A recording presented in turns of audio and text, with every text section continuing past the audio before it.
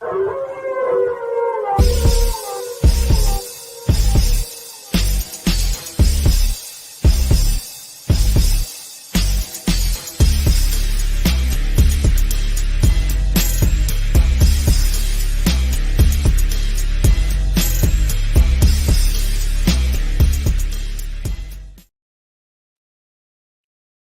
what is up? What's up? What's up? I am here.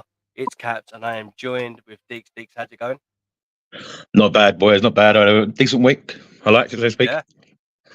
Yeah, it's been all right, isn't it? It's not been too shabby.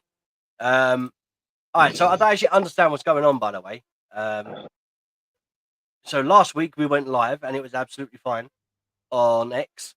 And this week, trying to go live on X, and for some reason it's telling us that we can't go live. So, Oh dear. No idea what's going on, by the way. I don't get that. I have no idea. So we're going to carry on anyway. But, you know, as needs must. So, yeah, I'll just kind of put a tweet in and then get everyone to come over to the YouTube channel. Hopefully it updates itself out. Hopefully. Yeah, I have no idea why. Anyway, man, it's been a busy week, isn't it? It has been a busy week. Thoughts on just recapping the wrestling thing as a whole. Obviously coming off of Money in the Bank and NXT Heatwave, two things happened there. Obviously the build up for this week as well. So just try and sum up what you think, how you think this week's gone in wrestling. It's been an epic busy week for WWE this week, and including the weekend, they've had 5 massive shows that have all had high impact and big spots and big things that are happening all week. Been crazy for WWE. The boys and girls are proper hitting the ground running hard at the moment. Yeah, they are. Is there anything that stood out to you this week in particular? Yeah, a lot of things stood out. Just made the 2 ladder matches were amazing at Money in the Bank. The foul cash in as a Punk blew my head off. The epic finish in the men's fatal 4-way at Heatwave. Wow, I wasn't seeing that coming. I did not think that would come one little bit.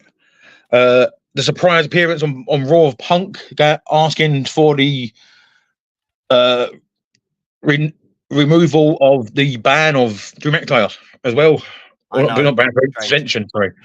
Yeah. Oh yeah, as well that as well. When you're in NXT, the blow up at the start of that with the boys again, and then climax at the end of the week with SmackDown's epic ending. Oof, yeah, big week. It's insane, isn't it? Insane. As always with WWE, it's been really damn interesting. Yeah. Yeah. So, all right, let's get into it. I think there's a few things that stood out for me. Obviously, Joe Hendry appearing. Obviously, if you remember at the end of NXT, we had the Joe Hendry like bit kind of turn. You know what I mean? Heat wave, what about a heat wave, and then we had that, and then obviously Joe Hendry come out to obviously help Trick Williams. That was a good match, by the way. And his secret really good. Yeah. They were good. They gelled well for a team. They were take them before. Gelled well. Yeah. What did you think? Was you a fan? Like, did you like them together? Do you think there's a tag team blossom in there, or do you think? I'm not gonna say tag team. I'm gonna say good friendship. Yeah. I can't see them 2 boys tagging together constantly. Maybe when needed, but not constantly. Yeah, no, I can see that. I can see them helping each other out and watching each other's backs, kind of thing. Like we've got right now with Kevin Owens and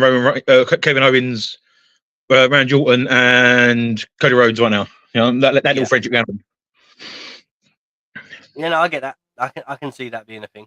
That's I can't see it being a permanent tag team. I can see it temporary tag teams once in a while when necessary, but not permanent. That does make sense. Yeah.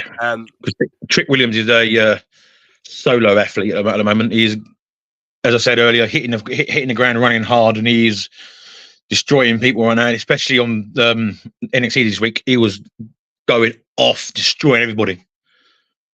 It was good, wasn't he? Like I love when someone's able to kind of find their in a range, themselves, and release it in the right way, and then like use it. But I mean, saying that, Joe Hendry was exactly the same. Yeah, you know, he was able to kind of suck the audience in, feed Oh, off yeah. of them, and then just bounce off of it. It was that was loud as well. That main event, that was loud. very, very loud. Good pop, good pop. All right, let's get into a couple of things. One of the things being, I guess, let's talk Monday. Let's talk Raw for a minute. So here we go. McIntyre's returning.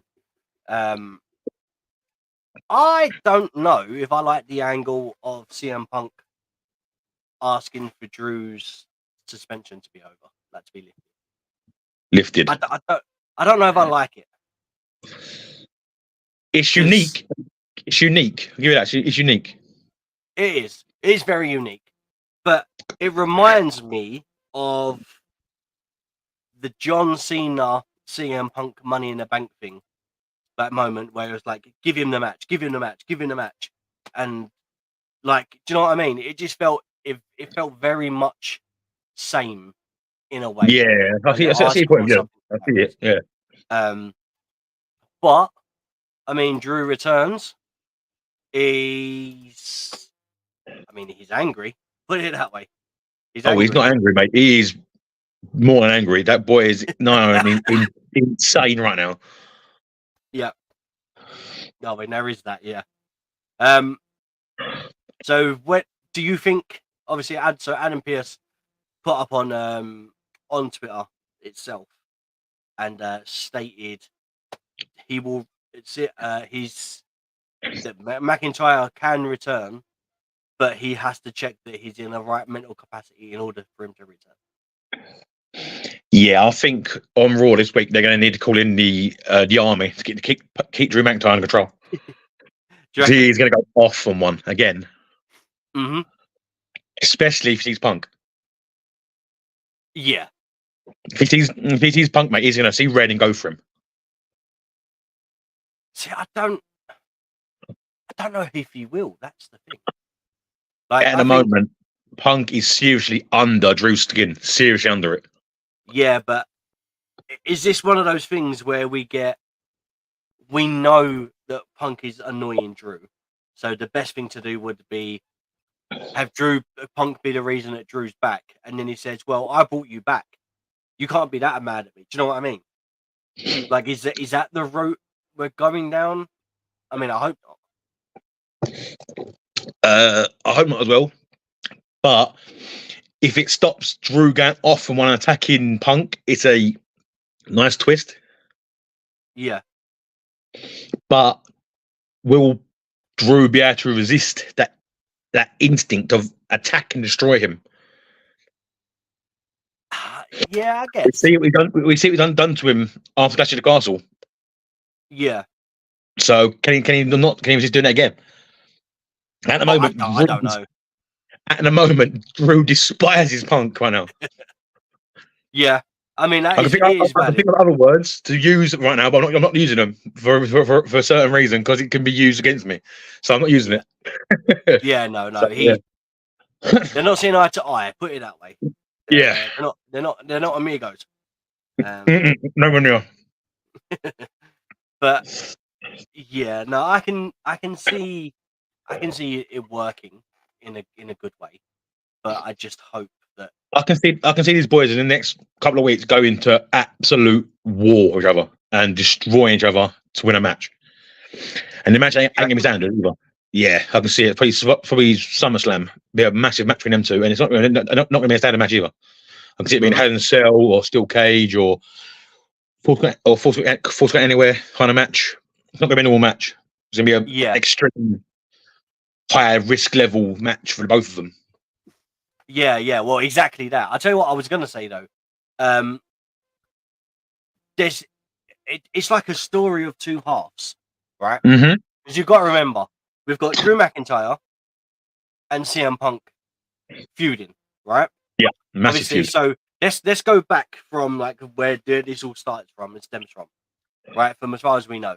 So Royal Rumble hits. Yeah. Punk gets hit with a Future Shock DDT by Drew McIntyre, gets injured. Yep. Damages his shoulder. Yep. That injures Punk in that Yep. process. Then we get Drew boasting about it, and obviously this entire build-up. Come WrestleMania, Drew wins. Punk costs him basically his title win. Damian Priest cashes in. Now let's enter Damian Priest into the fold, right? Obviously, after that, Seth Rollins from WrestleMania had a couple months off, right? Mhm. Great. He's earned it, more than earned it. Time to heal up, time to relax. Yep. Yeah. So now we have Punk, Seth, Damian Priest, and Drew. All in this like bubble. Yeah. Right. So you've now got 4 guys. And there's 1 title. So what do you do with the title? And is the title relevant in this? Like, is this a feuded title? Is it a why do I put it? Is it a feud that's fueled? God, that's a mouthful. Is it a feud? Yeah, it is a mouthful. I'll give you that. I hate, right? Or is it for a title? And it's like I have to prove myself because. Do you know what I mean? Like at one point, Yeah, I get your point. Yeah. That world title. Thing is, Galaxy here saying Punk, Seth, Drew, triple threat match, Extreme Rules, which is fine. But what do you do with Damian Priest in that process? Because obviously he's involved in that. Yeah, Priest is involved, definitely involved. At the moment, I see it as it's more Seth and Drew that want Priest's title than Punk. At the moment, Punk's more interested at the moment and of getting revenge on Drew for injuring him and costing him 9 or 3 months of his career or more in his career. Yeah. So Punk's more interested in Drew right now. Punk's more interested in ruining Drew's life, ruining Drew's career, and costing him title after title after title. Mm-hmm. So Punk's on the back burner for a title run at the moment, where the other 3 guys are not, in my eyes anyway. I don't know if other people agree with me or not. But yeah, Punk's on the back burner, waiting to finish his feud, which now involves CM Punk and Drew McIntyre and Seth Rollins, because Seth Rollins accidentally got done by Punk when he's done over Drew again. So yeah, that's how it made that even different as well. So you can do loads of different things right now with the story. I know there's so much in there. There is so much going on. But yeah, look, I'm intrigued to see where this goes. Obviously, with Drew coming back, obviously the idea of the CM Punk thing. Obviously, there's been a lot of bloodshed between these 2. And it's going to get more and more and more interesting. But yeah, obviously we've got that. I feel like Galaxy saying all rise for CM Punk. Listen, I like the all rise thing for Damian Priest.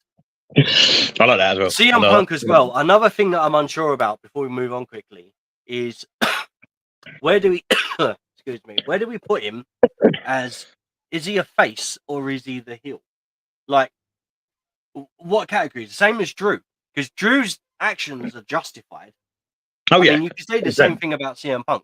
Punk got his revenge on the guy that injured him. But I don't know. Like, what side do you put it on as?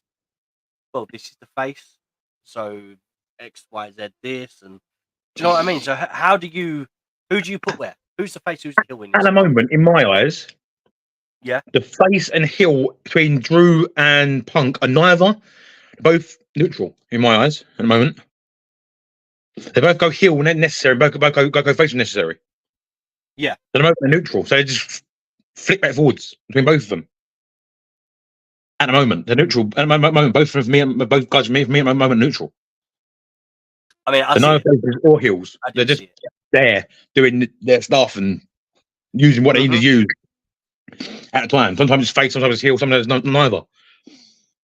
Yeah. Now, between you're adding Damian Priest and Damian Priest into the story, he's definitely a heel for me. And when you add into this, I forgot his name now. 4th member. Seth Rollins. Overload, man. Thank you very much. Yeah, Seth Rollins. He's more the face, more the face for me in this right now, in this thing. So you got two neutrals, a heel, and a face in this four-way dance we're going on. Yeah. All right.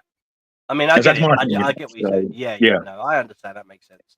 I tell you what, there's a lot of people that are like between the four of them. There's a lot of like bad blood that's going to be shed, right? Oh, and definitely. They need to refuel themselves before this match happens. And do you know the best way they can do that? It's using Rogue Energy. Right? So you got to unleash your potential with Rogue Energy. It's the premium energy drink that fuels your focus, whether you're streaming, gaming, working, or hitting the gym.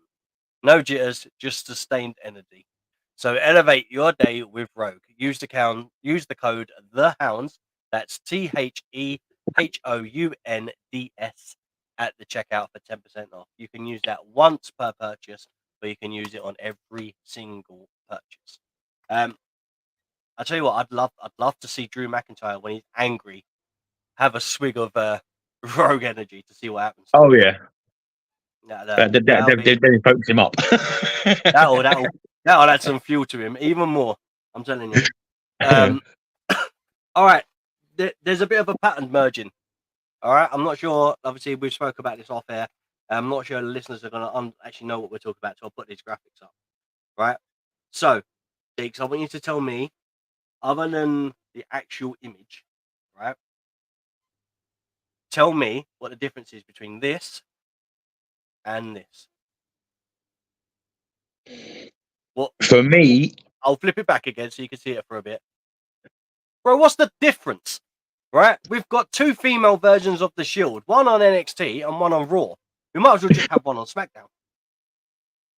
Technically, we have, but not women's. They're men. Yeah, we'll get into that. We'll get into that later on because you refuse to call them Bloodline.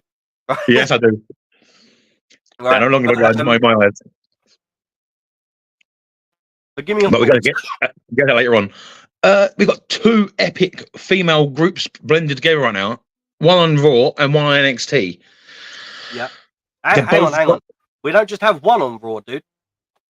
No, we do have two, but you have one at moments struggling, we say, at the moment. Well, they just got their ass handed to them by the new team.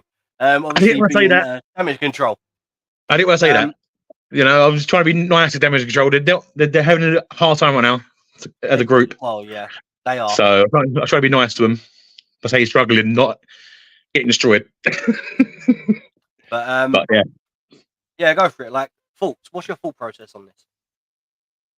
Well, the girls on the Raw have come together to counteract and destroy, as you just said yourself, the other Damage Control trio, Damage Control. But they also want to take over the Raw side of the women's division and become one of them, or all three of them, become champions. Yeah. And then what about on NXT? NXT, this is more about the young and up and coming new blood in the NXT division for women. The rookies, as they call them. These three girls are all experienced, been there for 2-3 years or more, and they're not happy with the rookies coming through and stealing their spotlight. Mm-hmm. So obviously, for those who are unaware, I'll quickly give you a rundown of like who's in who, right? So obviously we've got JC Jane, Jasmine Nix, and Fallon Henry, obviously for NXT, right? Which is these three standing here. And then on this side, on Raw, we've got Shayna Baszler, Zoe Stark, and Sonya Deville. Now, I'm not sure. I might add, after a year of injury. Yeah. I'm not sure. I keep looking at it. I'm not sure which one I'm more invested in. I mean, the Raw lot, the Raw three, they do look more dominating, right? They really do. However, there's something about these three that makes me think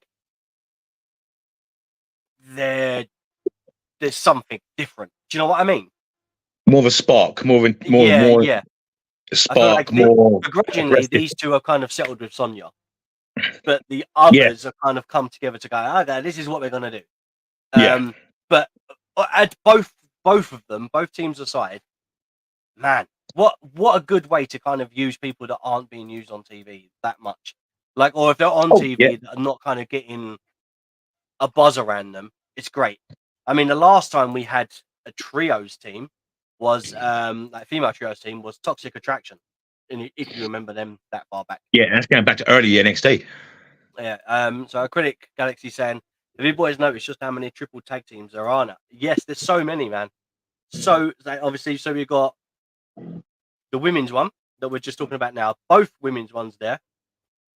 We've also got I don't want to put the graphic up yet, but I'll put it up in a minute. So obviously we've got the two women. We've got the New Day. Obviously, the New Day aren't as a triple at the moment, but obviously they're around. Then we've also got is it the Final Testament with Karrion Kross? Yeah, Final Testament. In the AOP, yeah, there's another one. And then we've also got. I'm trying to think. You got Judgment Day. You got Judgment Day. Yeah, exactly. That's another one. Then we've got Bobby Lashley and the Street Profits. Yeah, when he returns from injury. You got LWO. LWO. You got the guy that as well. Yeah, exactly. There's loads. Yeah, you also got. Thing I don't want to say as a team as they are right now, Bloodline. Yep. As well, they're everywhere. They're everywhere. Tag title should be a thing. I mean, this is something that we were discussing. Obviously, we discussed off air. Yeah. The thing is, do we benefit right now from having a trios division? Because I feel like the minute it comes to a trios thing, does the shine kind of take away from well, they're a team, like they're a crew, they're a gang, group, whatever you want to stable, whatever you want to call them. Does it work? Like that's going to be my main question, because let's say you've gone through a couple of the teams and you think you're going to do this and we're going to do that, and you've put them all in. So then all of a sudden, the idea of what Judgment Day do then goes from what they're doing to, okay, well, we need the triples, like we need the trios. Do you know what I mean? Like, does that take away from the rest of what the team is? In my eyes, yes, but also no. It gives other singles or tag team competitors chances to make a new 3 or 4 man unit to go against other units. Yeah. So it's like back in the day when we had WW as it was then E versus WW. It was like the clash of two rival brands. This makes it like two rival groups go at each other every couple of weeks or every week, and it can be multiple groups. Yeah. So to me, adds a new dynamic to wrestling. See, it honestly, it really does. AEW, obviously we're talking WWE for this, but AEW has the triples, like the trios titles. They've got the Ring of Honor. It's unified with the AEWs. Obviously being held by the Bang Bang Gang. Which we discussed earlier. Yeah, we discussed this the other day. So obviously there's like 9 belts there, because obviously they've got the Acclaims belts, then they've got the Ring of Honors belts, then they've got the unified belts as well. So instead of just carrying one set, they carry 3 belts each. So there's that just dripping in gold.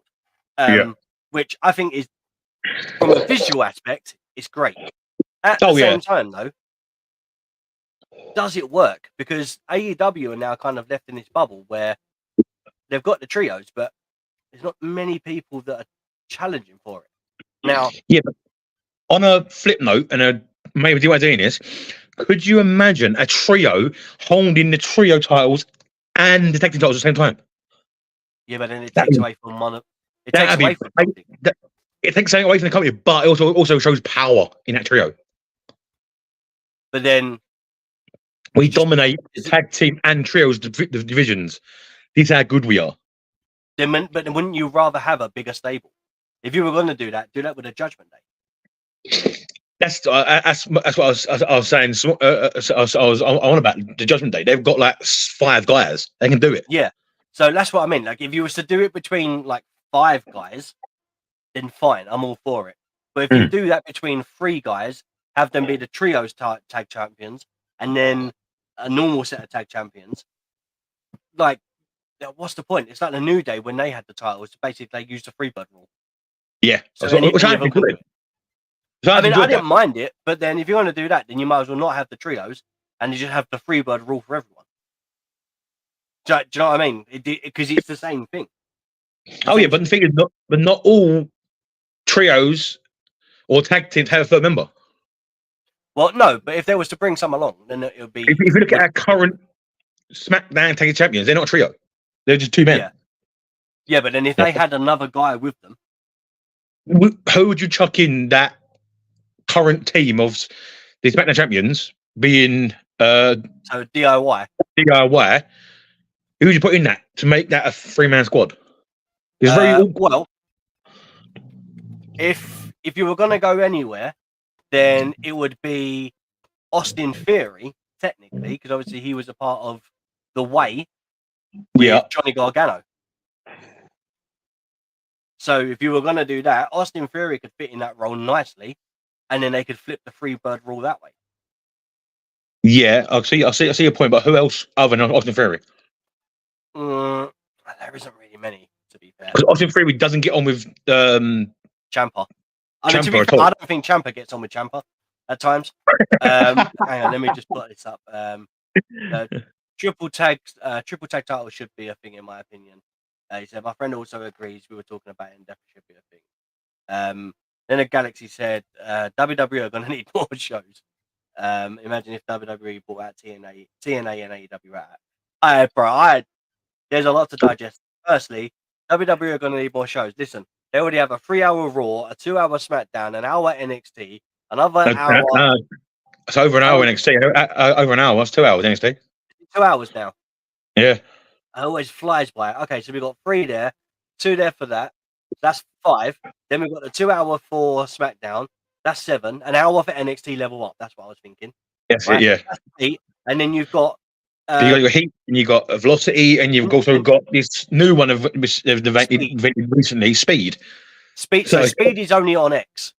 Yeah. Right? Speed is only on X. And it's like 3-minute matches. So like you could have, I don't know, you could have 20 matches in that time if you just do it like that, right? Just on the 3 minutes. I think WWE have enough programming. My issue is I don't think they use it to their full potential. Same with pay-per-views. Bro, how much they get, like 4 hours to show, like, let's say a PLE, right? A pay-per-view. Yeah. And almost an hour of that pay-per-view is like video packages and like build-ups. Easy an hour, maybe more. No, I get it. I get that they show it that way, but AEW can do a pay-per-view 4 hours and they could have 10 matches in that time. Like they need to lower the quality of something. And I think it's video packages and adverts. The minute they drop that, use it for certain things, tell that story quicker, you'll be laughing. Oh yeah, definitely can drop it. I think WWE have enough time, but if you're going to bring in more titles, then you need to do something else. Things that they've already got, as we discussed the other day, they've already got like what, 14 titles spread over 3 brands. About that, yeah, if not more. I think it's 14. What's the other thing Galaxy said? Imagine if WWE bought out TNA and AEW. Well, you got to remember, it's not WWE that owns it now; it's TKO. So I could see TKO potentially buying TNA. Like if that happened down the road, I wouldn't be shocked by that in the slightest.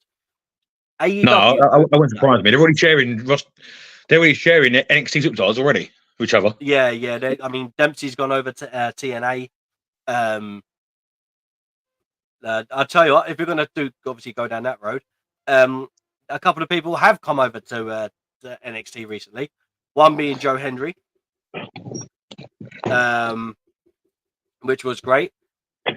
This moment here got me right in the feels. I'll be honest. Wesley standing there admitting that he didn't have enough in him to beat Obafemi. And I'm not sure what he was going to say, but out come the MSK music, right? Followed by 2 members of the Rascals. And obviously backstage, we get the a nice little confrontation, and it's asked, so what are they now called? Is it MSK? Is it Rascals? What are they? So Deeks, obviously, I know to answer the question. If it is Zach and Wes, it's MSK. If it's MSK, it's Lee, Wesley, and Zach. And Zach together. Yes, MSK. And if it's all three of them, it's the All Rascals. three of them. It's the Rascals. All three boys are the Rascals. Are you looking forward to this match? I am. I want to see these two boys. I haven't seen in action for a while. I'll see if they've got any new tricks. I mean, it's going to be interesting to see what they do. It really going to be really, really interesting. Can you see Wesley now they've been reunited as the Rascals, MSK, whatever you want to call them as, like basically whatever as a unit they're now rejoined. Do you think we're going to see Wesley kind of appear at TNA? I got a feeling he will pop up in TNA once in a while, not permanently, temporarily. Yeah, of course. Yeah, like kind of how like Joe Hendry's appeared, Jordan Grace has appeared. Yeah, you know, stuff like that. Do you think it will be like a limited thing? So like we'll see No, I don't think it's limited. I think it'll be when needed, pop up, and vice versa with his new reunitement of his MSK Rascal buddies come back. Yeah. So yeah, it'll be a pop up when he needed. They need help, be a pop up, and vice versa. He needs help, they pop up. I'll tell you what. So though, yeah, I just love the look. I don't know if you see how much you've seen, obviously, like floating around on X and stuff like that. Obviously after that they done the photo, and Trey Miguel elbows Wesley into Zach, right? And so Wes kind of looks at Zach and goes, "Oh, I'm sorry, it was him." And then when he turns around to speak to Trey, Trey's holding up a Rascals t-shirt and surprised him with it. It's such a good little nice moment, yeah, in the video. And obviously they've then got obviously all three of them on that. Yeah, but yeah, that was great, man. Like, just honestly, that moment when they come out and they just done the Rascal thing and done that group hug. Just the pop when they hit was amazing. The crowd went berserk. So good, like so simple and so good. Like for ages since this TNA NXT kind of crossover has been going on, there's been teases of like, and the guys have been saying on X, it was like, we want the Rascals, we want this, we're coming over, we're gonna come and see. Like they've been tweeting it a lot and saying nothing, like nothing's happened. Then it finally happened, and you see the MSK thing. You think, Zach's coming out, but it wasn't. It was both of them. And then when they done the Rascal hands gesture, I was like, that's I think that's funny. The gesture. I think it's funny. When I see him do it makes me laugh. Yeah, it's from the film, like Little Rascals. Which is a nice little homage to that. And do you know someone else that done the that hand gesture once or twice occasionally when he said goodbye? No, I don't. Go on. This will shock you. It's a nice little segue. Bray Wyatt as like Bray Wyatt in the Firefly Funhouse, when he would wave goodbye, he'd put his hand underneath his chin. So he did. So let's talk about the Uncle Howdy scenario. Obviously, what's your thoughts on these VHS tapes? Oh, it's weird and craziness and a bit creepy at the same time. I mean, I know you're not one for horror films, so it must have been weird, like watching it as like from your perspective, not knowing if there's going to be a jump scare or what. Yeah, it's creepy for me. When I watch it, I'm like on the edge of my seat, cringing a little bit for me. Yeah.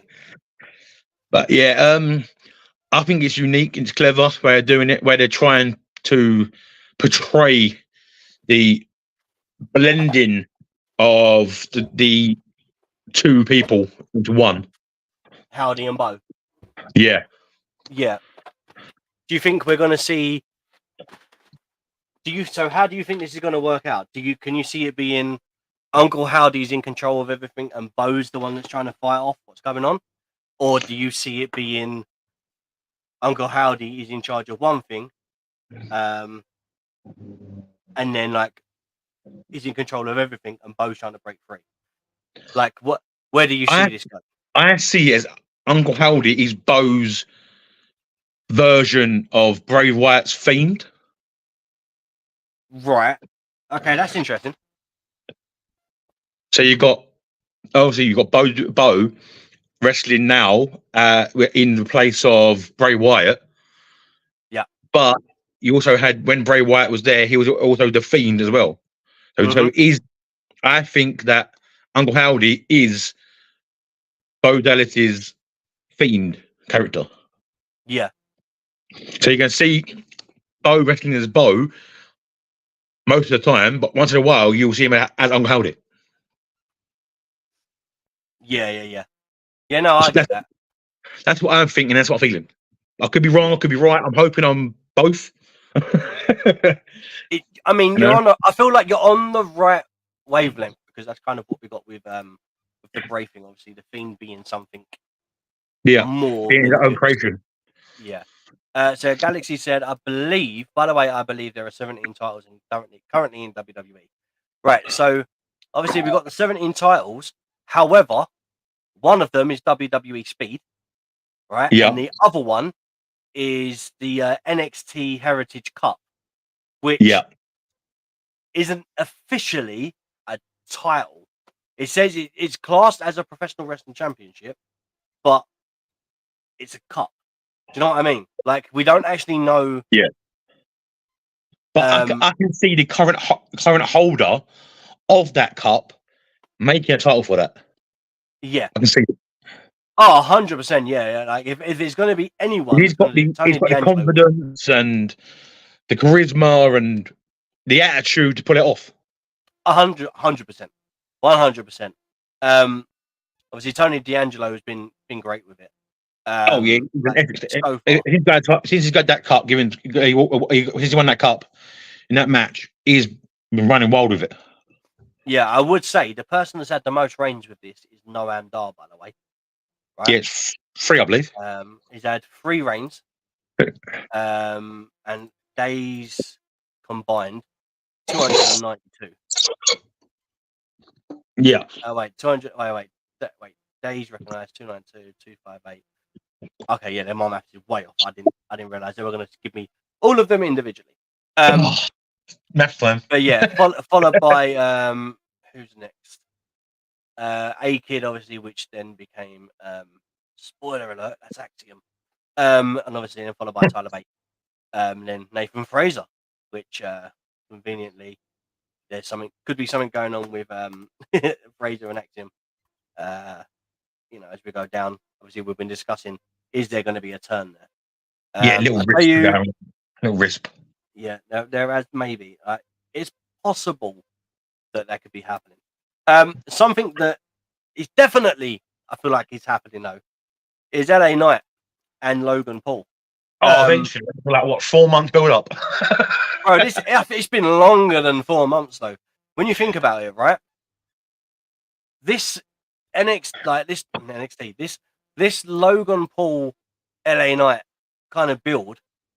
Do you remember Money in the Bank last year over here in the UK, right?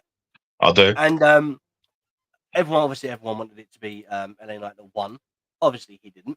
It was Damian Priest. And I will say, as before we get on to talking about the rest of this, if you do want to just hear our opinions on Money in the Bank winnings and successful cash-ins and stuff like that, we did make a video of the Money in the Bank winners tier list. It's a very long video. If you can't make it through the end, then comment. We finally made it. And then we'll give that a like and then tell us what you thought. There was a lot of heated discussion. I was about to say that. A lot of heated discussion, a lot of debate, a lot of rowing, per se, between one of the boys and us. Not mention no names. Yeah, exactly. But yeah, so the Cody Rhodes, sorry, not Cody Rhodes. What was I going to say? Because I was reading a comment underneath it. Yeah, so LA Knight and Logan Paul, obviously their feud started kind of a little bit way before then. Obviously, let's go back to like 2023, Money in the Bank. When LA Knight come out and said, "I've got a map," and on that map, if you follow it directly, it can tell you where It can tell you where you can find each one of those bottles of Prime, and obviously it was up his backside. And he went, yeah. One of my favorite LA Knight promos, because it's so witty. But we're finally getting it. Now, I want your honest opinion. I thought Logan Paul's run as the US champion was going to be something really good, because Logan does have a bigger platform, I would say, than some people in wrestling. Obviously, he's got his podcast, he's got Prime, and all this kind of stuff. He's done well promoting it. Obviously, he's got a big following on X and YouTube and Instagram and all this kind of stuff, all these platforms, right? But it feels really lackluster. I mean, he's not had many title defenses. It feels like the end of the Rangers run to me. It does feel very like dead, if you know what I mean. Like it's the Rangers run near the end of his giant run of champion. It was like appear once or twice a month, wrestle once every 2 months. You know what I mean? It was so at the end. Yeah, he's done that already, and he's only been champion for what 6 months. He's like already going already. Yeah, so I'm just looking now. He won. So he won the title on the 4th of the 11th, 2023. So what's that? That's the 4th of November, and it's now the 14th of the 7th. So he's had that. What's that? Just over 8 months. 8 months. 8 months, and he's put that title on the line 5 times. And I'm not exaggerating. 1, 2, 3 times. 3 times. No, really? Yeah. So he put it on against. He defeated Kevin Owens by DQ. And that was on the 27th. That was at Royal Rumble.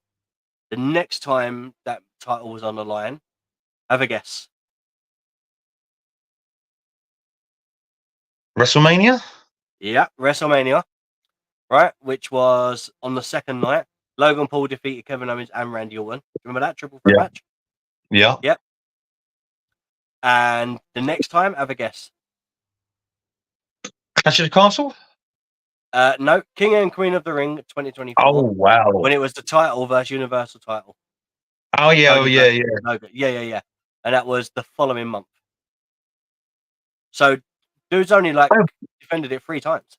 No, there isn't 2 times then, because Clash of the Castle wasn't his title on the line. It was Cody's title on the line. Yeah. Oh, yeah. So he's defended it twice. On here, he's got WWE title / WWE Universal title. I completely forgotten it was only Cody's, because it started off as both, and Logan had something in a backed out. Yeah, backed out of the thing. Yeah. But then saying that, he's only wrestled. Since he's won the title, 1, 2, 3, 4, 5, 6 times. So he's wrestled 6 times in 8 months. Oh wow! Carried that title and done 2 matches with it. That's atrocious. It's not good, is it? Like, I honestly thought Logan was going to do. Obviously, I understand booking. He's a busy guy. Yeah, but you're a busy guy, but you still make appearances, mate. Come on. Yeah. I'm busy in my own personal life. I'm here with you guys doing this podcast. You know. I mean, it's definitely different, but I see what you're saying. Man, I work a full-time job, and I'm still here. Yeah. So exactly, but I just think the fault of it when I first see it, and I was like, you know what, this could be really good for WWE, like having a big star outside of the company, and that has a big ass platform that they can do all this stuff with, and it just fell flat. I mean, what's your thoughts on it? I was like you at the start when he got the title. I was like, okay, cool, could be good, could be interesting, could be clever, could be a lot of hype for WWE. But now I realise he's actually done nothing. That's just disappointing. It feels worse, doesn't it? It feels. Yeah. Do you know what? It's equivalent to Damian Priest carrying that briefcase. Is it not? It is exactly the same thing. I tell you, and he ain't doing nothing. All right, and I'm telling you now, right? Already, now this is controversial, right? Already, Tiffany Stratton is a better briefcase holder than Damian Priest, because the minute she sees an opportunity and see Bayley was on that floor and Nia Jax was getting out of that ring, she literally turned around, looked at the ref and went, "Can I cash in?" Like, Yeah, she knew what she was doing. yeah, she Like, did how try. did Priest not know that? Priest should have Yeah, been studying, man. Like, what a fool! Like, she knew straight away. She did that chop me, she went for it, and then she got stopped. yeah, exactly. But you see it in her eyes. You're like, I want to do this. I want to do this now. And then she's like, and then like, no, don't you dare. I was like, all right, I'll stop. Yeah. So yeah, I mean, it's interesting, isn't it? Yeah. Obviously from obviously that.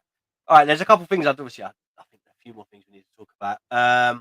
So let's get down to the end of the week, and then we'll kind of cover some stuff obviously that's that people may have missed throughout the rest of the week, and some obviously some stuff that we didn't get to touch on purely because we didn't have a lot of time last week, and obviously 2 prediction videos and so on and so on. So at the end of the week, we get to SmackDown, and boy, oh boy, do we get a great visual right there. What's your thoughts on this Cody Bloodline drama? Not Bloodline. I don't I understand am why you now don't going to come in. release my version of the Here current we go. Bloodline, who are not Sit back, the everyone. Get your Bloodline. popcorn ready. Right, go for it. They are the new Shield line. They're not the Bloodline anymore. They're now the Shield line. They are copying a lot of parts of the Shield, which Roman Reigns was a original member of the Shield. He was, yes. They have become no longer Bloodline because they're not all blood. Only one member is Bloodline. The other ones are Tongans. They are, but it's still blood. They are blood, but not full blood like Roman Reigns and the Usos were. To a degree, yeah, I'll give you that. You're right. So they're no longer the Bloodline. They are now, to me, the Shield line. They are the new Shield. They're not related to they're not related to a Shield. So no. I'm not saying they're related to a Shield. I'm just saying they've become the Shield. Do you think they need a new name? Yes. Other than I see the idea. My one sounds funny and stupid. I get that, but to me, they're not the Bloodline anymore. They're the Shield. I fully understand where you're coming from. Like they're not the Bloodline. There's something different, but I think the Bloodline kind of fits purely because there's a relation between obviously Solo and Jacob, and then Tonga Loa and Tama Tonga obviously being brothers. Yeah, there's blood there, so I get it. Like I do get it. Do you like this build though? Like this, this seems like something that Cody hasn't had to deal with for a while. Yeah, like Cody thought it was finished at Mania. At Mania, yeah. And playing devil advocate, the wave has come back around again to bite him in the bottom again. Yeah. Or gonads, yeah, however you want to put it. Mm-hmm. In the bottom again. So it's come back around again. This wave went away and then it's come back. Yep. So he's now back in a feud with the Bloodline a second time. Second time, yes. Maybe I would even go as far as saying third time, obviously, because we got the money, we got the WrestleMania kind of build before then, obviously building up to then having the Bloodline versus a lot of other people. And then obviously you've got then obviously Jay turned face, and then you had Jay and Cody kind of feud, like teaming, and then they went in again for the next WrestleMania. So like this is like nearly 3 years worth of work, and it's crazy to think it started off with Cody and Roman, and now Roman's nowhere to be seen. Cody's the champion, and the enforcer of the original Bloodline is now leading the front and is in charge, and he's got his own team around him. Do you know what I mean? Like it's a very well kind of designed story of what they're doing. It's good. It's well designed story, and it's interesting, and it's well created and well worked. Definitely, but I don't want to call these guys Bloodline anymore. I really don't. Yeah, I feel like They they are not do need Bloodline another to me. name. They are. Um, Even if they don't use the Shield, they're not. They're not the Bloodline properly anymore. They're more yeah,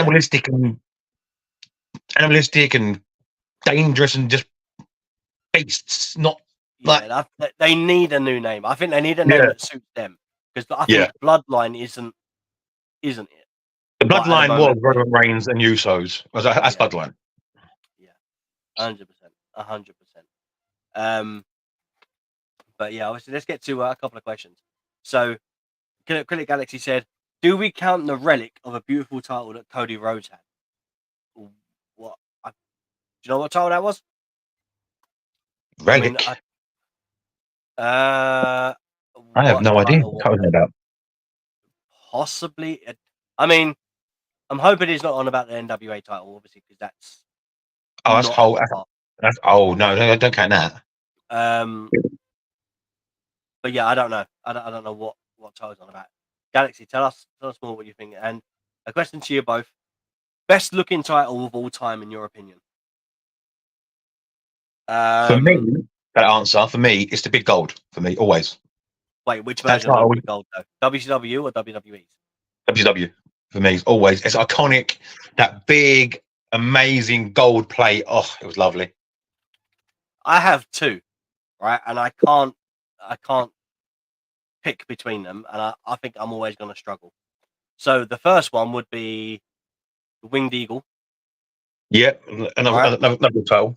Which obviously the one that Brett and Hogan and all that had. Yeah, That one, yeah, I love that one to pieces. But then the other one would be the kind of the eagle that the one that Triple H had in 2000. yes, That the world heavyweight there. yeah, Oh man, that was yeah. Like yeah. those two Yeah. They're good. They're are just both. beautiful. All three titles we've mentioned are all beautiful titles. hmm I'd For me, even the go big as gold. far as the original undisputed one, that Brock had and Eddie Guerrero carried. I like that Yeah, one and all. yeah. Like I love like all them old ones. I think are really good. If I had to pick one though, probably Triple H's. Probably be the 2000 Triple H one. Yeah, for me, it's the big gold. For me, always big gold. That title is the first thing I think of when wrestling titles is big gold. Always. Yeah, yeah, definitely. It's just a Galaxy just said Sierra Hotel India Echo Lima Delta Beta Lima Oscar Oscar Delta Lima Echo November Echo, which is the Shield Bloodline.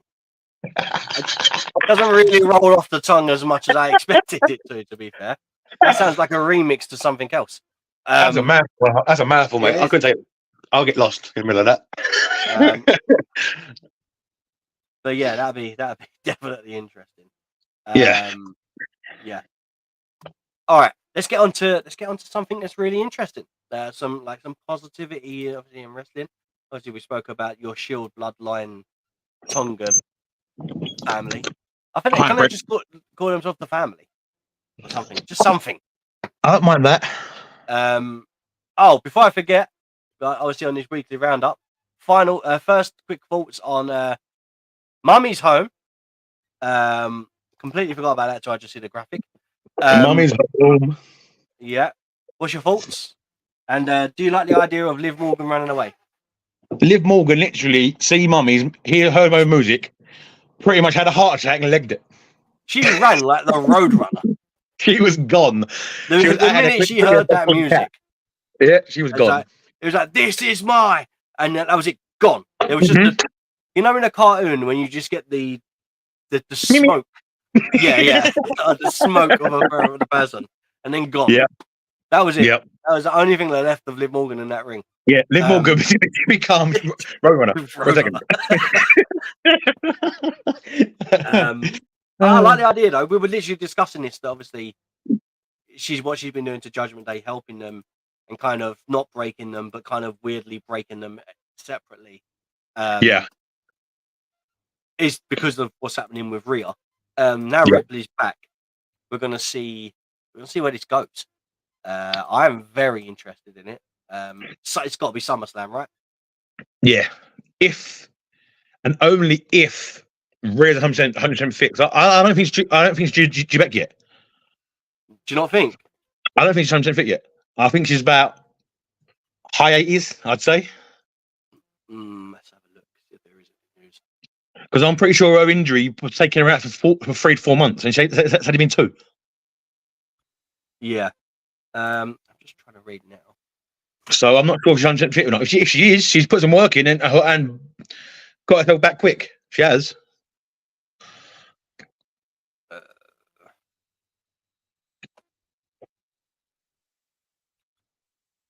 Wow. I tell you what, I think she's ready. And I'll tell you why. Because he's saying Ripley return was not only to shock the fans, Mysterio and Morgan, but also a number of the people within WWE, as it was kept a secret for the entire day leading up to the night's Raw. However, how was it kept secret? According to PWI, Ripley was hidden away from the rest of the roster throughout the entire show and was only brought to the gorilla position moments before her music hit. Some talent have even claimed that the company flew Ripley to the event in Ottawa, Ontario, Canada, on a corporate jet to avoid her being spotted by fans at City's airport, which is the same thing WWE did for CM Punk to ensure his surprise at Monday. His surprise at Money in the Bank days before was kept a secret. Oh, wow. So if they've gone to the lengths to do that, I think she's ready to go.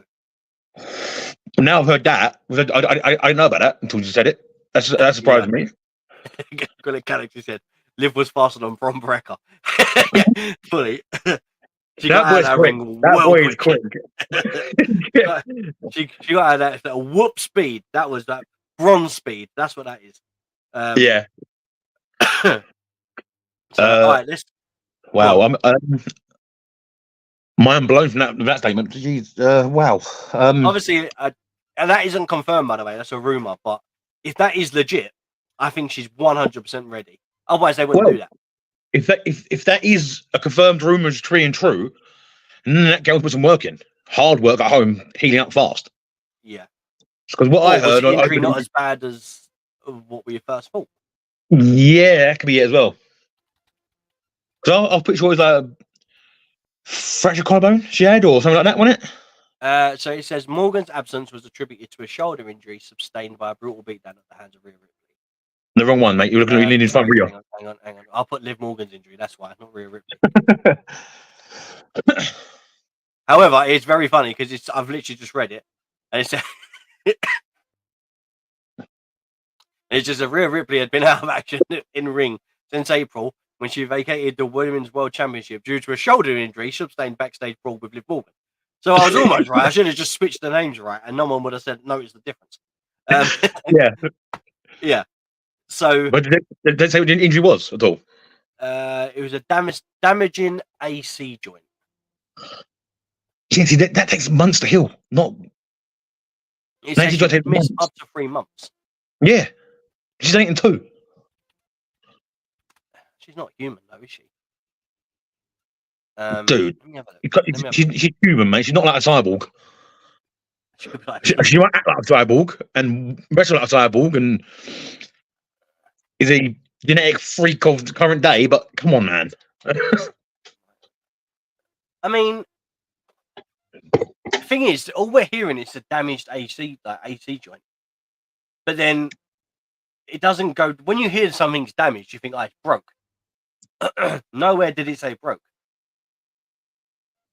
I've had damaged AC joints in my life through sports, and they take more than a couple of weeks to heal. Depends how severe it is, though. If she's able to just rehab and do nothing but rehab, because, I mean, put it this way.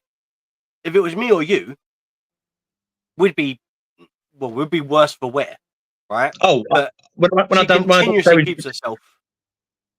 When I've damaged my joints in the past, shoulder, knee, and even hip, I've still worked through mine like a crazy person, and it is not fun. It hurts and takes months. But the thing is, we don't have a choice in the matter. Yeah, she can go home and rest. Yeah, so it is very different, you know.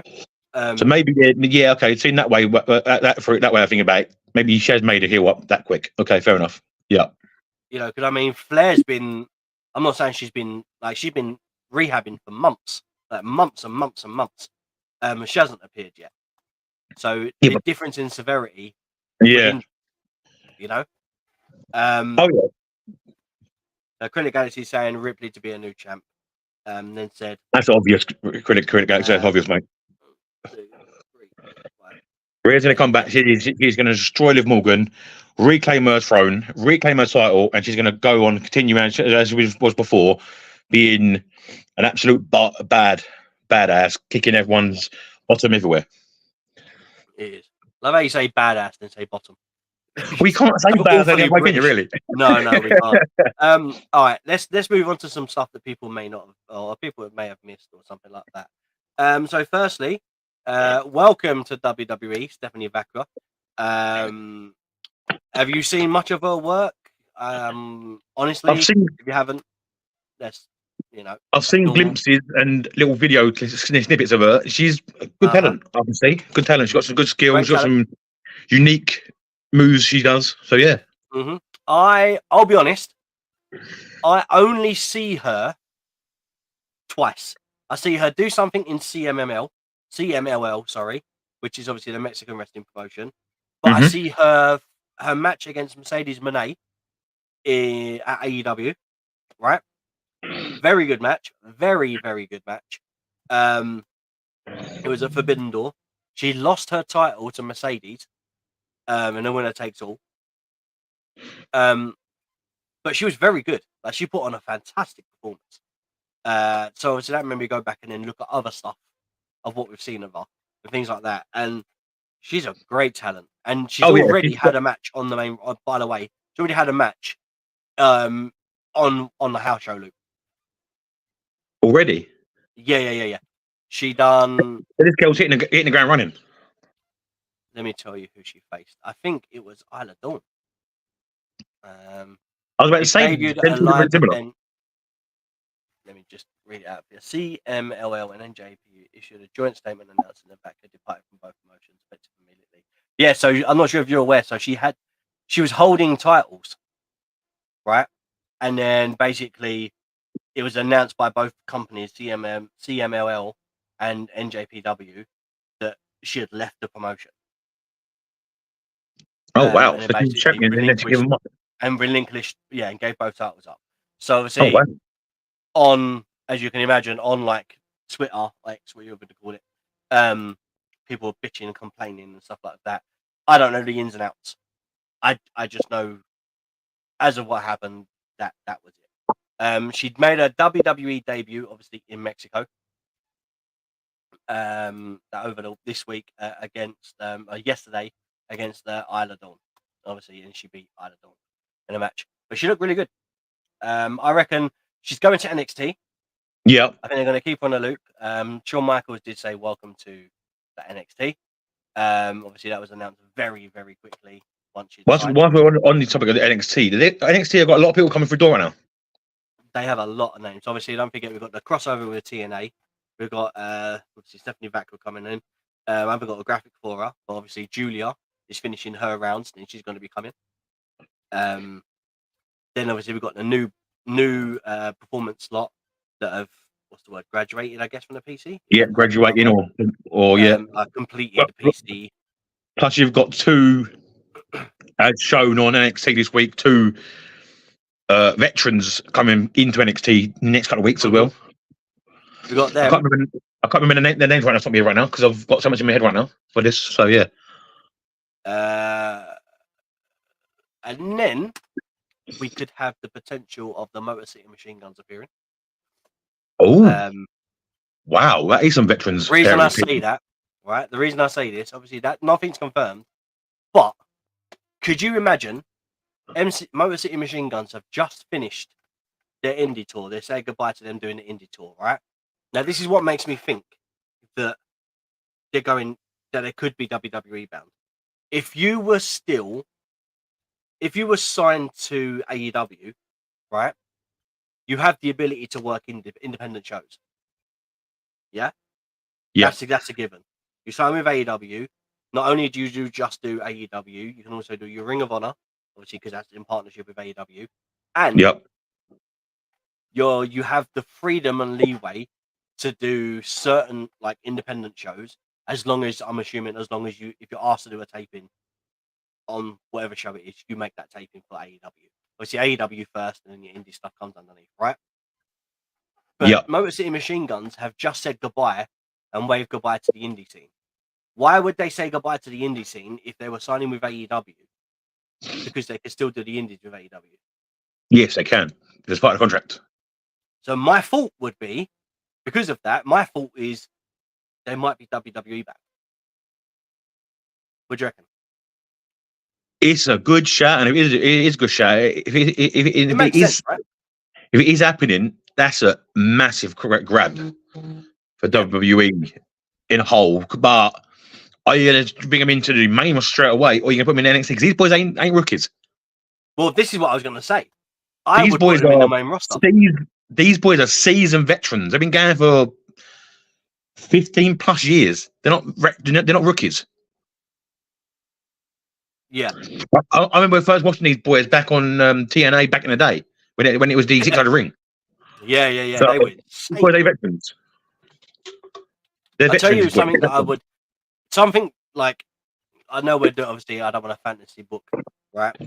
But something that I feel like would have been insane to see would have been Motor City Machine Guns versus Brian Kendrick and Paul London. Oh,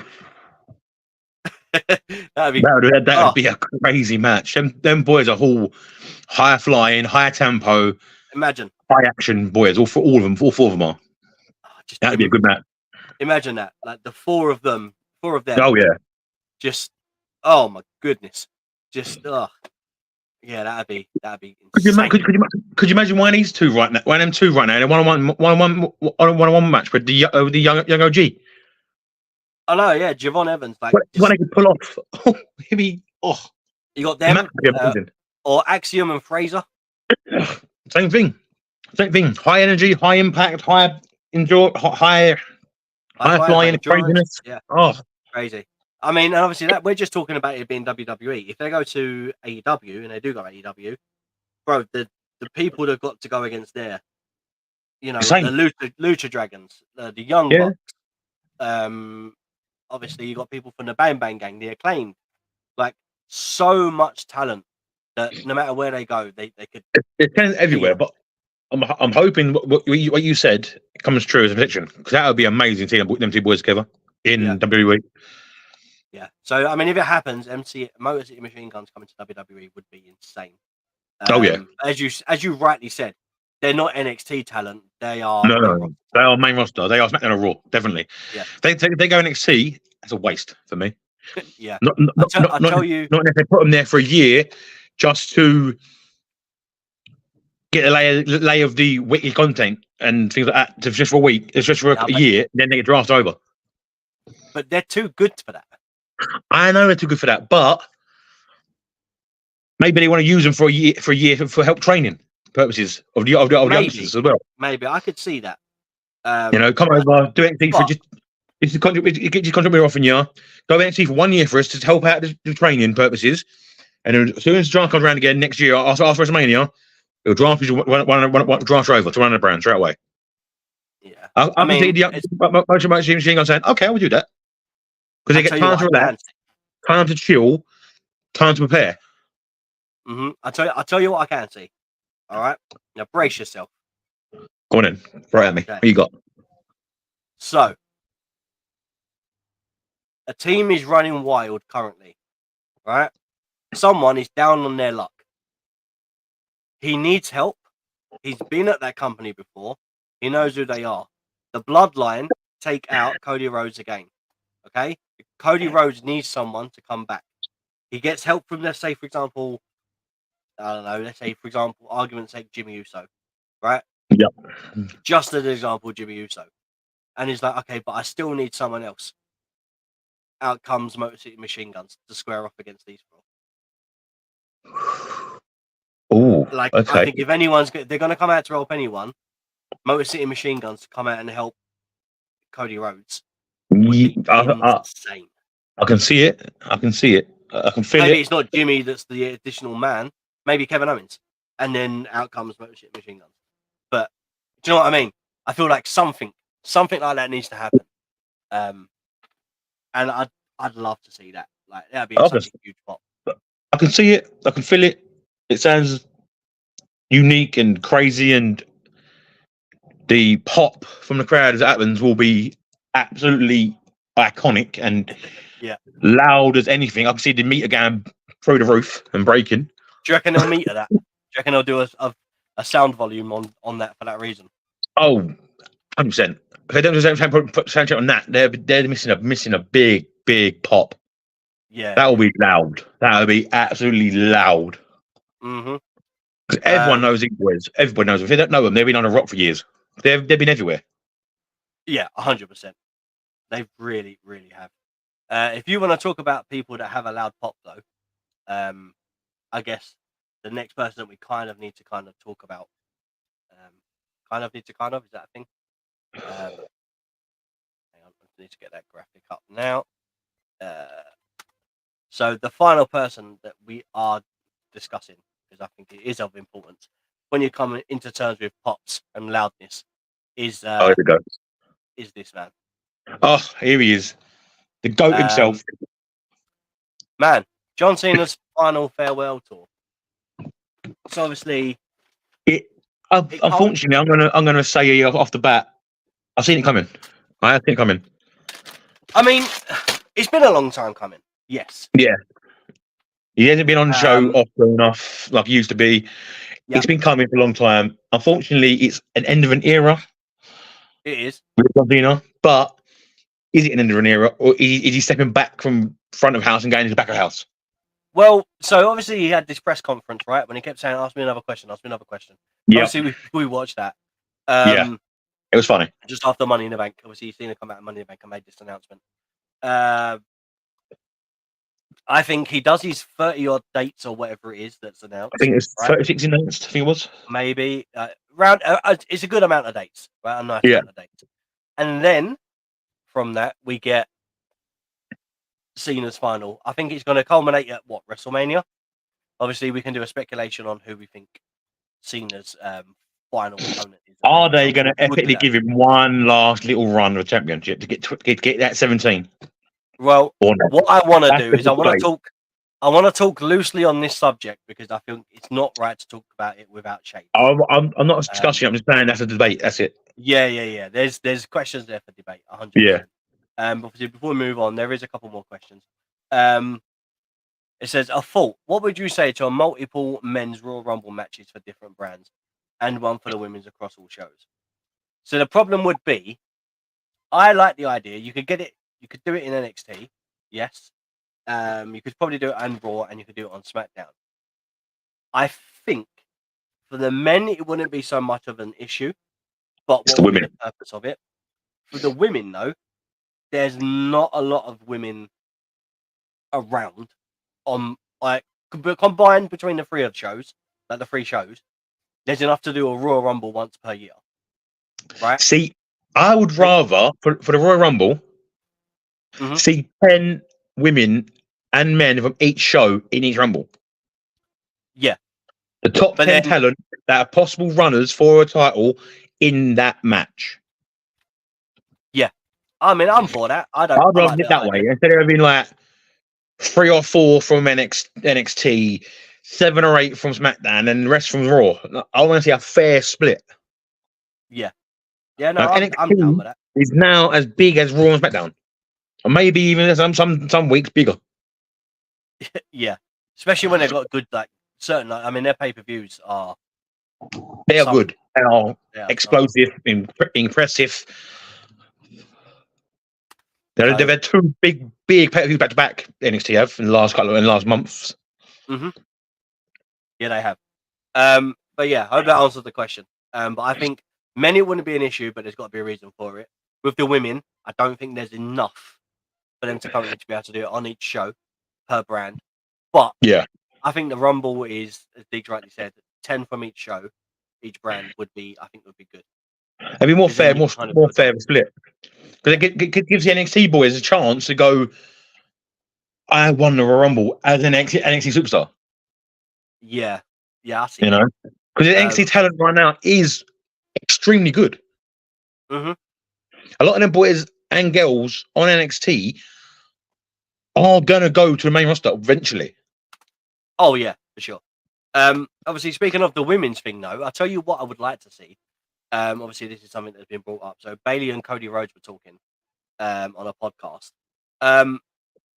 Another evolution. Obviously, back then we had this evolution, and obviously you had Ronda Rousey leading the charge, Becky, Charlotte, the Bellas, you know, and a lot of the other women kind of like lackluster, kind of floating, you know, floating around, not really doing much, kind of thing. The women's division now is insanely stacked.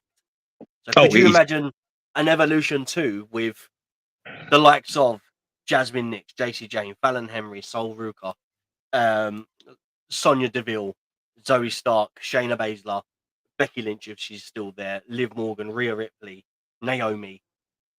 Like, man. Right now, the WWE women's divisions on all 3 shows are stacked with talent. Going from the rookies on NXT to the main card roster badasses, it is stacked all through. It is ridiculously stacked. Crazy stacked. You know, they've got 15 to 20 girls that are ready to go hold a title at any point or over all 3 shows. Yeah. So obviously, to answer your question, hopefully that helps. But I do want to get back on this man here. Obviously we've got Cena's farewell tour. He did say in the interview, he's got a set amount of dates that he's going to be doing, and then after he does that, he does want to kind of not fall just into doing a back roll position, but he wants to do something within the back way back there, you know, doing something in that position. But like be an interview, I think. Nah. Like, I think his time after he's done his WrestleMania thing, his time on screen will come to an end. I think personally, we'll see him at like Hall of Fame pay-per-views, PPEs, something like that. But I would say someone like Cena has so much knowledge that him going down to NXT and like, all the PC and helping the guys in NXT.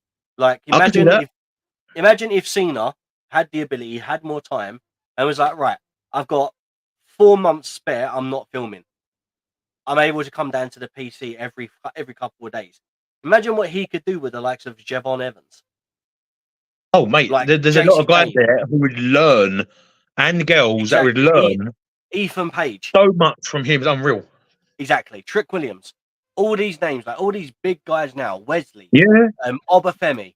All these guys that could, you know, just if they could latch onto Cena for like 1 or 2 sessions, just get some even a couple of hours Cena would be enough for some of them guys. You know, because he knows. If you got a one-on-one session for 2 hours with Cena, you would get so much out of him. It's unreal. So much. Yeah. So much. That so much knowledge and techniques and skills and things out of him. You know, kind of hours. How to do this? How to take your time? Drop this out. You know, bring them back up again. Like Cena has that. He's like, it's like having time with The Rock. The Rock is also one of those people. Another one. Yeah. So I can see him going to one of them kind of roles. The WWE universe and even the WWE commentators call John Cena the GOAT for a reason. You know, he's one of the greats of wrestling. He really is. As you said yourself, a Rock, an Austin, a Hulk Hogan. You know what I mean? He's in that genre. Ric Flair, he's in that window. Bret Hart, Shawn. He's in that window. You know, guys have got so much knowledge and ability to give and show.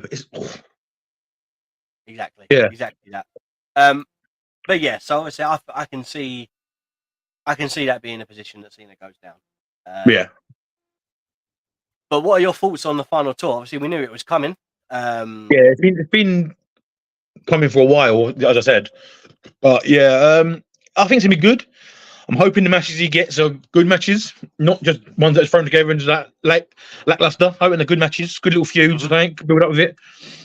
I'm hoping to see him against Cody Rhodes, maybe against Punk, or maybe a little throwback to WrestleMania of the past against him, game against The Rock, maybe. It'd be nice. Yeah. So there's lots of matches there you can go into and enjoy as well. I don't want to go into a match and not enjoy it. I want everyone to enjoy it, not him just go in there, get dismantled and walk off. You know what I mean? I want him to go in there, enjoy his match, enjoy his opponent. His opponent enjoys it. We enjoy it as a universe as well. So I want him to have his last hurrah to be exciting and fun for him, not just I've got to perform tonight again. Okay, blah blah blah. You know what I mean? Yeah. No, I get that. No, I get something I get off of work. I'm like, oh, not again. You know. Yeah. So yeah. I would like to see it. I wanted to enjoy his last hurrah. I wanted to go out with a pop, go out with a bang, go out on a high. Not on a. Obviously, we're gonna wait for Shades to kind of get back. Obviously, he's currently dealing with some like medical kind of stuff. So once he's back and he's back to like fighting fit and talking great and stuff, then obviously we will do some more John Cena stuff. And obviously that's why we were going to do like another midweek video, but the ideas that we originally had, used all three of us and not one of us, or just two of us. So we kind of had to like switch our plans and our ideas up. So obviously we're going to do some stuff. So you'll see some content coming out at the moment. It'll be just me and Deeks. It'll be just me. Could be just Deeks, for example. Until basically Shades is back, and then there'll be the three of us kind of back together again. I don't think our universe want me going rogue by myself on this thing. No, but you know what I mean. Like there could be a potential where it's like you cover a topic. Oh yeah, no, I know what you mean. Yeah. But yeah, so obviously that's where we're at. But yeah, man. Overall, it's been a fun week of wrestling. It's been a fun week, exciting week, it's been a very interesting week. And there's I want to see what's next on the next shows coming up. Yeah. So obviously before we leave, we've got to make sure that Shades obviously gets better. So obviously just send some love to Shades in the comments. We'll love to read them when he can. All right. Final question. Obviously, because I feel like this is important to a lot of us. Obviously, Deeks, you will understand, right? All right. Now, obviously, we are obviously solely just a wrestling channel, right? And obviously, I can't put a poll up, otherwise I would have done, because that would have been very, very interesting. But in an hour and 10 minutes, right? Something could happen, and we could either be very, very happy or very, very Drew McIntyre angry. Okay. I like it. Yeah. So Spain versus England is at 8 o'clock today. Just to date this. All right. So let's sum it up with like something positive if we can. Are England winning? What do you reckon? Based on their performances this tournament, for me, great, is it? It's a no. Yeah. I'm scary that their performance so far, haven't been as great.